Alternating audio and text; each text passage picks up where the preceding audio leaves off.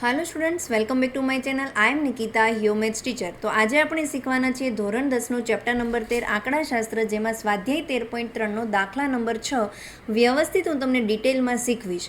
જો મારી ચેનલમાં પહેલી વાર આવ્યા હોય તો પ્લીઝ સ્ટુડન્ટ ચેનલને સબસ્ક્રાઇબ કરી દેજો, વિડીયોને લાઇક કરજો અને તમારા ફ્રેન્ડ સુધી વિડીયોની લિંક શેર કરજો।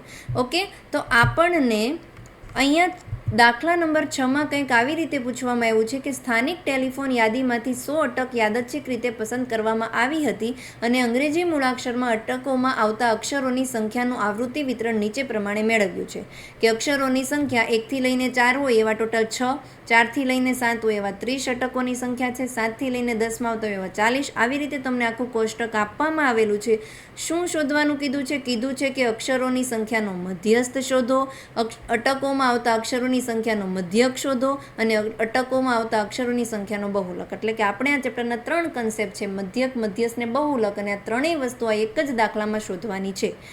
સારું, આપણે પ્રેક્ટિસ પણ થઈ જશે। તો સૌથી પહેલાં આપણે મધ્યસ્થ શોધી લઈએ। મધ્યસ્થ શોધવા માટે આપણને ખબર છે કે આપણે કોષ્ટક બનાવવાનું છે અને એ કોષ્ટક જે છે એ 3 કોલમવાળું બનાવવાનું રહેશે। પહેલી 2 કોલમમાં તો તમારો ક્વેશ્ચન જ આવશે, જેમ કે મેં અહીંયા કોષ્ટક બનાવ્યું છે। પહેલી 2 કોલમ છે એમાં આપણા જે ક્વેશ્ચન છે એ જ લખી દેવાનો, અને ત્રીજી કોલમમાં આપણે શોધવાનું રહેશે સંચયી આવૃત્તિ। બરાબર, તો ત્રીજી કોલમ થશે સંચયી આવૃત્તિ। સંચયી આવૃત્તિને આપણે કહીએ છીએ CF વડે ડિનોટેડ કરીએ છીએ, તો અહીંયા હું લખી નાખું CF। આવૃત્તિને આપણે FI વડે ડિનોટેડ કરીએ છીએ, તો અહીંયા હું લખી નાખું FI। સંચયી આવૃત્તિ કઈ રીતે મળે? જે ફર્સ્ટ આવૃત્તિ છે ને એમ જ લખી દો 6। હવે આમાં એના પછીના વર્ગની આવૃત્તિ ઉમેરતા જઈએ તો અહીંયા 6 હતું અને પછી 30 આવ્યું, તો 6 + 30 થઈ ગયું 36। નેક્સ્ટ 36 તો હતું અને પાછું 40 ઉમેરવાનું, તો 40 ઉમેરી દઈએ તો અહીંયા થઈ જશે 76। નેક્સ્ટ 76 + 16 કરીએ 92। નેક્સ્ટ 92માં 4 ઉમેરીએ તો 96, અને 96માં નેક્સ્ટ પાછા 4 ઉમેરીએ તો આવશે તમારું 100। ડન। નેક્સ્ટ તમારે કરવાનું, આ જે તમારું ટેબલ છે એમાં FIનો સરવાળો કરવાનો, અને જેને આપણે N વડે ડિનોટેડ કરીએ। જો મધ્યસ્થનો દાખલો હોય તો N લેવાનું, અને જો દાખલો મધ્યક કરતા હોય તો સેમ વસ્તુને સિગ્મા FI વડે ડિનોટ કરવાનું, બે સેમ જ વસ્તુ છે। બરાબર, તો N એટલે કે આ બધાનો સરવાળો, અને આ બધાનો સરવાળો તમે કરશો ત્યારે જવાબ આવશે 100। અહીંયા જે અંતિમ આવ્યું હોય ને એ જ આ બધાનો સરવાળો હોય। N મળી ગયું 100। મધ્યસ્થ શોધવાનું છે, તો મધ્યસ્થ શોધવા માટેનું સૂત્ર છે M = L વત્તા N/2 - CF ના છેદમાં F ગુણ્યા વર્ગ લંબાઈ h। આ બધી જ કિંમત આપણને મળશે મધ્યસ્થ વર્ગ પરથી। તો મધ્યસ્થ વર્ગ કઈ રીતે લેવાનો? N/2 કરવાનું। એટલી સ્પીડમાં હું એટલે ચાલું છું કારણ કે 1 નંબરથી લઈને અત્યારે આપણે દાખલા નંબર 6માં પહોંચી ગયા છે અને સેમ વસ્તુ કરતા આવીએ છીએ, એટલે હવે તમને તો સમજાઈ જ ગયું છે। બરાબર, તો Nની કિંમત છે 100 અને 100 / 2 કરીશું તો આવશે 50। આના પરથી આપણને મધ્યસ્થ વર્ગ નક્કી કરવાનો કઈ રીતે? જો 50 છે તો 50 પછીની તરત આવતી સંચયી આવૃત્તિ કઈ? જેમ કે 6, 36, 36 50 કરતાં નાના છે 76, તો 76 જે છે એ 50 પછીની આવતી સંચયી આવૃત્તિ છે, એટલે આ તમારો થઈ ગયો મધ્યસ્થ વર્ગ। અને હું કરી દઉં છું સ્ક્વેર, તો મધ્યસ્થ વર્ગ મળી ગયો। મધ્યસ્થ વર્ગ ઉપરથી મને બાકીના બધા જ ડેટા મળશે। કઈ રીતે? મધ્યસ્થ વર્ગની જે અધસીમા હોય એને આપણે કહીશું L, તો મધ્યસ્થ વર્ગની અધસીમા L થઈ ગયું 7। નેક્સ્ટ જે તમારું, 1 મિનિટ, ઓકે, નેક્સ્ટ F જોશે, તો F માટે આપણે જોવાનું છે મધ્યસ્થ વર્ગ। મધ્યસ્થ વર્ગની આવૃત્તિ 40 છે, એનો મતલબ Fની કિંમત મળી ગઈ 40। મધ્યસ્થ વર્ગના આગળના વર્ગની આવૃત્તિ સંચયી આવૃત્તિને CF કહીશું, તો CF થઈ ગયું 36। વર્ગ લંબાઈ hની જરૂર પડશે, તો વર્ગ લંબાઈ h આપણી પાસે છે 4માંથી 1 બાદ કરીએ તો 3 આવે, તો વર્ગ લંબાઈ h 3। જ્યારે બધા જ ડેટા આપણી પાસે હોય ત્યારે આપણે સૂત્રમાં બધી જ કિંમત મૂકવાની રહેશે। કિંમત મૂકીએ તો Lની કિંમત થઈ ગઈ 7 વત્તા N/2 50 માંથી સંચયી આવૃત્તિ CF 36ને બાદ કરીશું, છેદમાં આવૃત્તિ 40 ગુણ્યા વર્ગ લંબાઈ h થઈ ગયું 3।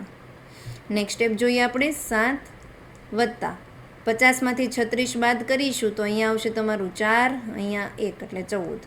50માંથી 36 બાદ થાય તો 14 છેદમાં 40 ગુણ્યા 3. જુઓ, હવે તમે એક સ્ટેપ નાનો કરવો હોય તો કરી શકો છો. અહીંયા હું એમ લખું કે ભાઈ 20 ગુણ્યા 2 40 અને અહીંયા તમારું થઈ ગયું 7 દુ 14. બે ઉડી ગયા. હવે કંઈ છેદ ઉડે એમ નથી, કારણ કે 20ના ભાગ ન તો 7 સાથે ચાલે ન તો 3 સાથે ચાલે. તો નેક્સ્ટ સ્ટેપ આપણે કરીએ 7 વત્તા 7 ગુણ્યા 3 થશે 21 અને છેદમાં 20. 21. તો ચલો હવે આપણે અહીંયા 21ના છેદમાં 20 અહીંયા સુધીનું થઈ ગયું.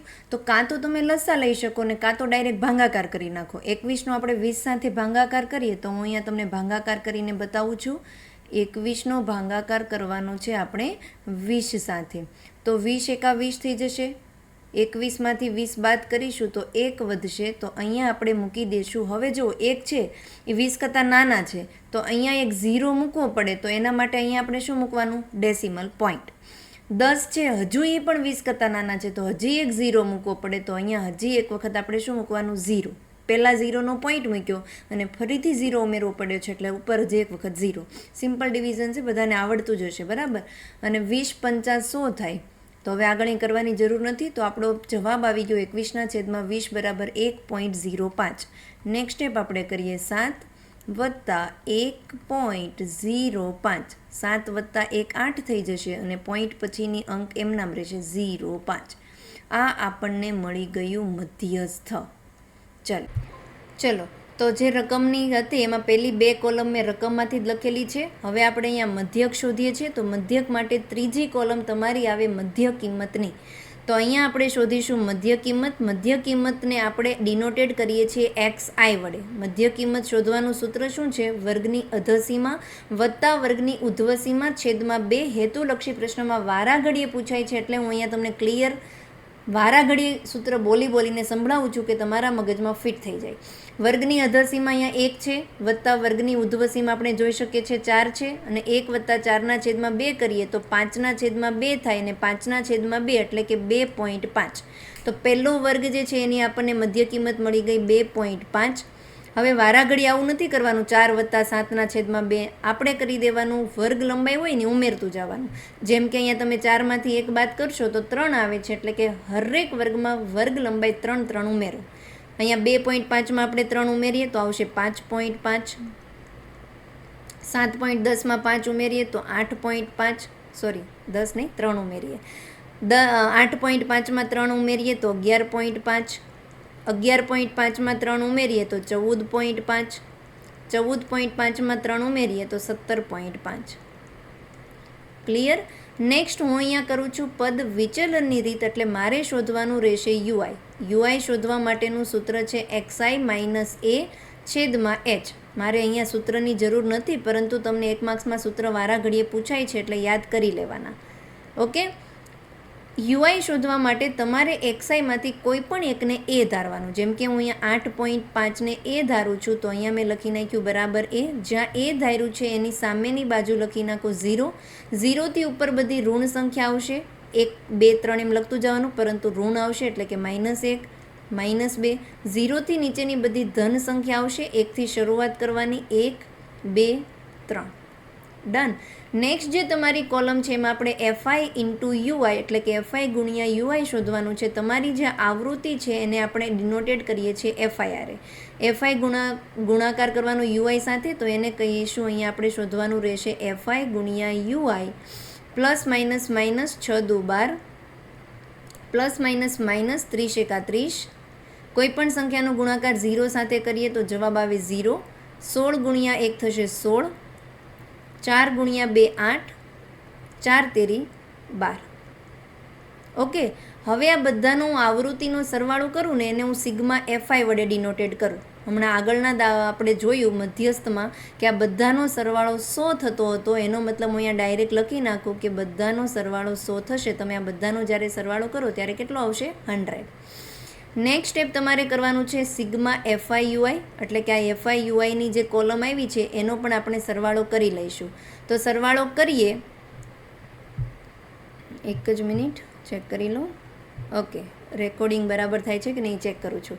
તો FI UIનો આપણે સરવાળો કરીએ તો પહેલાં ઋણ સંખ્યાનો સરવાળો કરીશું. તો અહીંયા આવશે 2 3 ને 1 4 એટલે કે 42 પરંતુ નિશાની કેવી આવશે? ઋણની. જ્યારે પણ આપણે ઋણ સંખ્યાનો સરવાળો કરીએ ને ત્યારે થાય સરવાળો, પરંતુ નિશાની આવે માઇનસની, એટલે કે અહીંયા આવી ગયું -42. હવે ધન સંખ્યાનો સરવાળો કરીએ તો 8 ને 2 10, 10 ને 6 16 ની 6 વધી 1 ને 3 36, પરંતુ કેવા 36 આવશે? +36. ડન. આ બંનેનું હવે સરવાળો કરીએ તો એક પ્લસ છે એક માઇનસ છે, તો બંને વચ્ચે બાદબાકી થશે. 42માંથી 36 આપણે બાદ કરીએ તો 8 વધે, પરંતુ નિશાની મોટી સંખ્યાની આવે. અહીંયા 42 મોટી સંખ્યા છે ને એની નિશાની ઋણ છે, એટલે જવાબમાં આવશે -8. 8 કે 6 વધે ને, સોરી. તો અહીંયા આવશે 42માંથી 36 બાદ કરીશું તો 6. કેવા 6? -6. ઓકે. અહીંયા આપણું ટેબલ એકદમ વ્યવસ્થિત ક્લિયર બધાને સમજાઈ ગયું હશે. મધ્યસ્થ શોધવાનું છે તો મધ્યક શોધવાનું છે, તો મધ્યકને આપણે ડિનોટેડ કરીએ છીએ x બાર વડે. મધ્યક શોધવાનું પદ વિચલનની રીતથી સૂત્ર છે a વત્તા સિગ્મા FI/UI ના છેદમાં સિગ્મા FI ગુણ્યા વર્ગ લંબાઈ h. બધી જ કિંમત મૂકીએ તો a ની કિંમત છે 8.5 વત્તા સિગ્મા FI/UIની કિંમત -6 છે, તો હું અહીંયા કાઉન્સ આપું -6 ગુણ્યા વર્ગ લંબાઈ hની કિંમત 3 છે, છેદમાં સિગ્મા FI મળી ગયું છે 100. નેક્સ્ટ સ્ટેપ આપણે જોઈએ. 8.5 પ્લસ માઇનસ જ્યારે એક ધન સંખ્યા હોય ને એક ઋણ સંખ્યા હોય તો ધન ગુણ્યા ઋણ થાય. 6 તેરી 18, 18 ના છેદમાં 100. નેક્સ્ટ સ્ટેપ આપણે કરીએ. 8.5 માંથી 18 ના છેદમાં 100 આવે તો જુઓ અહીંયા નીચે કેટલા 0 છે? 2 0.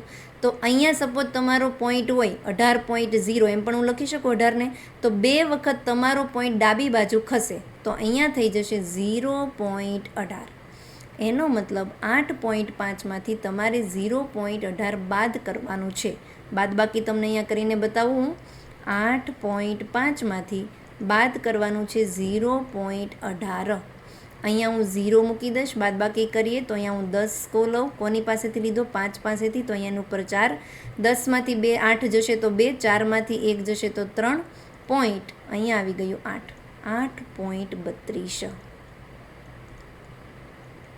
શું મળી ગયું મને? મધ્યક x બાર. ચલો, આ દાખલાને 3 વિભાગમાં કરવામાં આવ્યો હતો, એમાં 2 આપણે કમ્પ્લીટ કરી દીધા. શોધી લીધું આપણે મધ્યક, આ છે તમારું મધ્યસ્થ, અને હજી આપણે શોધવાનું છે બહુલક. તો હું બહુલક અહીંયા જ શોધી લઉં છું. થોડોક આ દાખલો રકમને નાની કરી દઉં એટલે મને થોડીક સ્પેસ મળે. બરાબર. હવે એક સ્ટેપ બાકી છે જેમાં આપણે શોધવાનું છે બહુલક, અને આપણે બહુલક શોધી લઈએ. બહુલક શોધવા માટે સૌથી પહેલાં મારે બહુલકીય વર્ગ નક્કી કરવો પડે. કઈ રીતે આપણે બહુલકીય વર્ગ નક્કી કરીએ? તો જે આવૃત્તિ સૌથી મહત્તમ એ આપણો બહુલકીય વર્ગ. જેમ કે આપણે અહીં જોઈ શકીએ છીએ 6, 30, 40, 16, 4, 4માં સૌથી મહત્તમ આવૃત્તિ 40 છે, તો આ થઈ ગયો બહુલકીય વર્ગ. આના પરથી મને બધા જ ડેટા મળશે. તો બહુલકીય વર્ગની અધસીમાને L કહીશું, તો અહીંયા અધસીમા છે 7. બહુલકીય વર્ગની જે આવૃત્તિ છે એને આપણે F1 કહીશું. F1ની કિંમત 40. એના આગળના વર્ગની આવૃત્તિને F0 કહીએ. F0ની કિંમત છે 30. બહુલકીય વર્ગના પછીના વર્ગની આવૃત્તિને F2 કહીએ, તો F2ની કિંમત છે 16. હજી એક વસ્તુ જોશે આપણે h એટલે કે વર્ગ લંબાઈ છે 3. આપણે મધ્યક અને મધ્યસ્થમાં જોયું જ છે. નેક્સ્ટ સ્ટેપ તમારું આવશે સૂત્ર લખવાનું. તો એને z વડે ડિનોટેડ કરીએ છીએ આપણે. એનું સૂત્ર છે L વત્તા F1 માઇનસ F0 છેદમાં 2F1 minus F0 minus F2 ગુણ્યા વર્ગ લંબાઈ h. સૂત્રમાં જેટલી પણ કિંમતની આપણે જરૂર છે એ બધી જ કિંમત આપણે અહીંયા લખી લીધી છે ને એના પરથી આપણે કિંમત મૂકીએ. વર્ગની અધસીમાં Lની કિંમત છે 7 વત્તા F1ની કિંમત છે 40 માઇનસ F0ની કિંમત છે 30 છેદમાં 2F1. હું ડાયરેક્ટ ગુણાકાર કરીને જ લખું છું. F1 40 છે ને 40નો ગુણાકાર 2 સાથે કરીએ તો 40 દુ કેટલા થઈ જાય? 80. માઇનસ F0ની કિંમત 30 માઇનસ F2ની કિંમત 16 ગુણ્યા વર્ગ લંબાઈ h છે 3. હું અહીંયા લખી નાખું છું ગુણ્યા 3. બરાબર, આને કાઉન્સ આપી દો. આગળનું સ્ટેપ એક કરીએ. 7 વત્તા 40માંથી 30 બાદ કરીએ તો આવશે 10. 10 ગુણ્યા 3 છેદ આપણે જોઈએ તો અહીંયા 80. હવે જુઓ 30 પણ ઋણ છે, 16 પણ ઋણ છે. જ્યારે બંને સંખ્યા ઋણ હોય ત્યારે થાય સરવાળો, પરંતુ નિશાની શેની આવે? ઋણની. તો અહીંયા નિશાની માઇનસ આપી દઉં, બંનેનો સરવાળો કરું તો આવશે 46. અહીંયા સુધી આઈ હોપ કોઈને બિલકુલ પણ ડાઉટ નથી. આગળ આપણે જોઈએ. અહીંયાથી હું દાખલો ફરીથી કરું છું. z બરાબર 7 વત્તા 10 ગુણ્યા 3 છેદમાં 80માંથી 46 બાદ કરીએ તો 10માંથી 6 જશે તો આવશે 4, અને અહીંયા 7 આવશે. 7માંથી 4 જશે તો આવશે 3. 34. 80માંથી 46ની બાદબાકી કરી તો 34 જવાબ આવ્યો. Next step. કાં તો તમે 10 ગુણ્યા 3 30 ભાગ્યા 34 ડાયરેક્ટ કરી નાખો, અને કાં તો જો તમારે થોડોક નાનો દાખલો કરવો હોય તો તમે કરી શકો છો. જેમ કે હું અહીંયા 34ના છેદ ઉડાડું તો 17 દુ 34 થાય. એવી જ રીતે અહીંયા 5 દુ 10 થાય. તો 2 ઉડી ગયા. હવે છેદ નહીં ઉડે તો નેક્સ્ટ સ્ટેપ કરીએ. z બરાબર 7 વત્તા 5 તેરી 15 છેદમાં 16. ભાગાકાર કરીને બતાવું તમને. 15 ભાગ્યા 17 કરવાનું છે આપણે. ન્યૂ સ્લાઇડ લઈ લઉં. 15નો ભાગાકાર 17 સાથે આપણે જોઈ શકીએ છીએ કે 15 17 કરતાં નાના છે, તો મારે એક 0 મૂકવું હોય તો ઉપર મૂકીશ 0 પોઈન્ટ. હવે 17 9 કરીએ.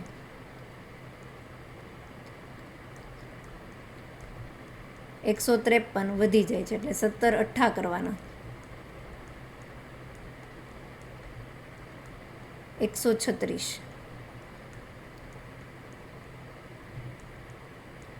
14 વધશે, એક 0 મૂકે તો 17 8 136 સાથે જ ભાગ ચાલી જશે.